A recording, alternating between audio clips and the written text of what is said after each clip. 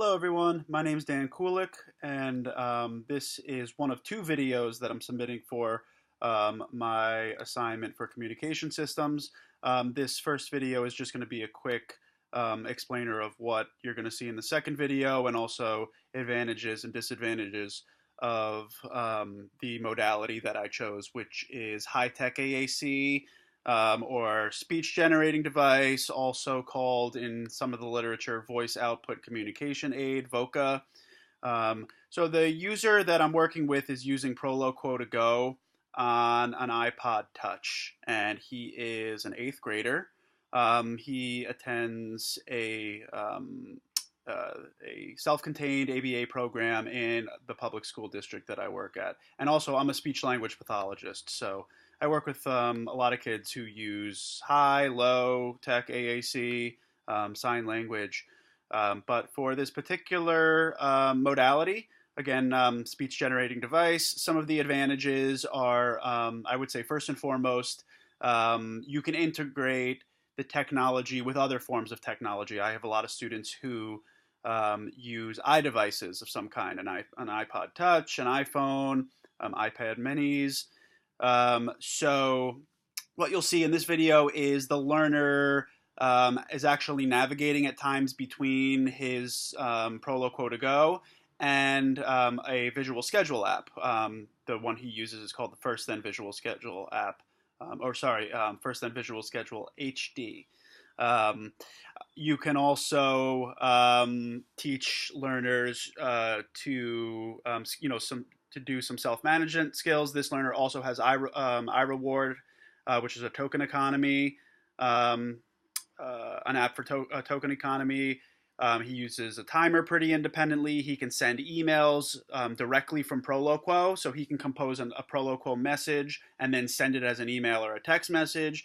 You're able to access internet, so that's a major advantage to high-tech AAC, is you can integrate it with other forms of technology for independence and for self-management, for reinforcement, for leisure skills, and all that.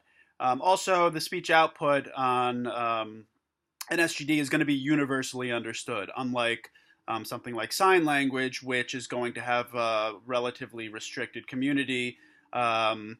And on top of that, a lot of my learners who do use sign language have really adapted sign language. They're not, because of motor planning, challenges and deficits, they're not really true to the actual production of those signs. They're adapted. So somebody who is hard of hearing, or in the deaf community, may not even really understand what that learner might be saying, and most of my learners don't really have access to that community anyway. Also, another advantage of an SGD is that just having a device or an iPhone is just socially acceptable. I would say probably less so than a picture exchange system, which I think most people would look at, and and so a typical person in the community might look at and be curious as to what that is, and that could be stigmatizing. And a speech generating device is less likely to have that stigma associated with it. Some of the disadvantages, I would say the main one is failure of technology. I have students who have challenging behaviors and they throw their devices, or I've had learners who flush them down the toilet, or try to flush them down the toilet on purpose. All kinds of stuff. And so breaks, glitches, also charging is a major issue. So failure of the technology in one way or another is a major issue. You really have to teach skills for what we call operational competence, right? So not only how to communicate with the device, but also to care for it. Taking it wherever you go, charging it when it gets low, turning the volume up or down, turning it on, turning it off, navigating it, etc.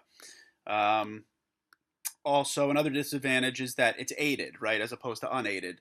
So, meaning that you don't have it's not readily accessible to the extent that sign language is, right? Sign language you have with you everywhere you go because it's part of you.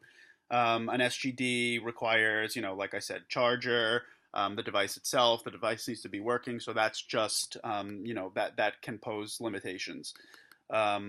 And another thing to consider is that it's not going to be appropriate for all users, right? So, um, I have students who are really not able to select, an icon on a device appropriately.